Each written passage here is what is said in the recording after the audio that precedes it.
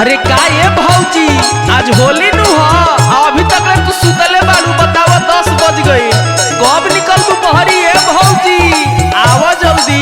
अरे का ये देवर बबुआ काहे हाला करत तड़ा? सुना ए भौजी घर में लुकैला से जान ना बची ए बेरा तो पूरा लेटाई तोहरा के। अरे ना ये दादा तब तो हम बहरी ना निकलब बड़ी तंग करेला तू।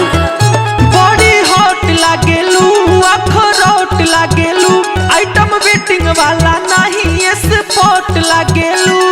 अच्छा फुसलावत तड़ा? अरे ना ए भौजी आवा ना बहरी बड़ी हॉट लागेलू अखरोट लागेलू आइटम वेटिंग वाला नहीं स्पॉट लागेलू। तो सुना कर बाबा वाल के हु बाटे ना घर धके लगबारा गारे।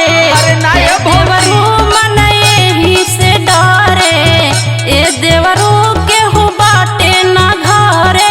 अरे डेरात काहे बाड़ू कुछो ना करे। अरे ना दादा परो साल तू यही कहले रह बाकी पूरा कपड़ा भिंजा देला।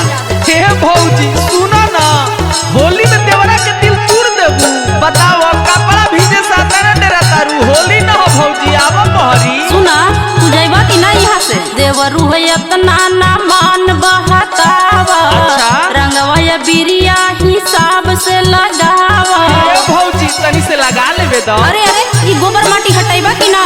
बात मन भौजी ना होई परेशानी घर भर में लहुरा देवर हमी बानी। लहरे लयंग रंग सगरो पसर धके लगबारा गारे ए देवरू मन एही से डरे अरे रामो। ए देवरू के हु बाटे ना घरे। सुना हम सीधा से कहत तानी कि यहाँ से चल जा।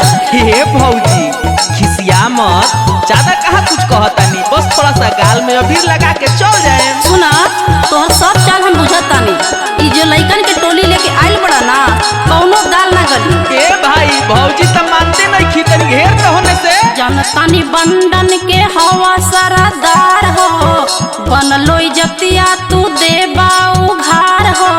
अरे अरे तनी दूरे रह। अरे लगा ले दे भौजी फगुआ में तना ना सोचल जाला बात हो अब ना होली खेला देवरो के साथ हो। सभी तक दिल के भी मनवा हर धके लगबारा गारे अरे ना ए भौजी। ए देवरू मन एही से डरे तेरा मौत। ए देवरू के हु बाटे ना घरे। पूरा न मानो होली है। अरे जा नहीं मनला सब लेटवा देला रुका आवे द भैया के तो कहतनी। माफ करो ए भौजी होली नु हो।